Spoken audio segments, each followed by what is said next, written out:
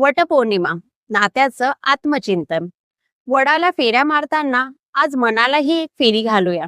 एकमेकांच्या चुका मोजण्याआधी स्वतःकडेही एकदा पाहूया. नातं फक्त धाग्याने जपलं जात नाही, ते जपतं संयम, विश्वास आणि संवादाने. प्रेम म्हणजे रोज आय लव्ह यू म्हणणं नाही, तर कठीण दिवसातही न सोडणारा हात. एकमेकांचं बोलणं खरंच ऐकतो का आपण, की फक्त उत्तर देण्यासाठी थांबतो? शांततेमागचं दुःख समजून घेतो का आपण, की स्वतःच्याच विचारात हरवून जातो? अहंकार जिंकला तर वाद जिंकतो, पण नातं हरवतं. थोडस मी कमी झालं की आपण पुन्हा फुलतो. क्षमेमध्ये कमजोरी नसते, ती मनाची परिपक्वता असते.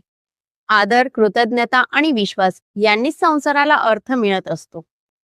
आज वडाला नमस्कार करताना फक्त दीर्घायुष्याची प्रार्थना नको, आपल्या नात्यात समजूतदारपणा वाढू दे, मनापासून संवाद घडू दे.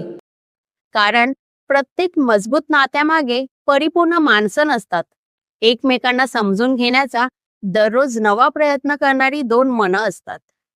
या वटपौर्णिमेला एक संकल्प करूया. एकमेकांवर प्रेम करण्यापेक्षा एकमेकांना समजून घेण्याचा प्रयत्न अधिक करूया.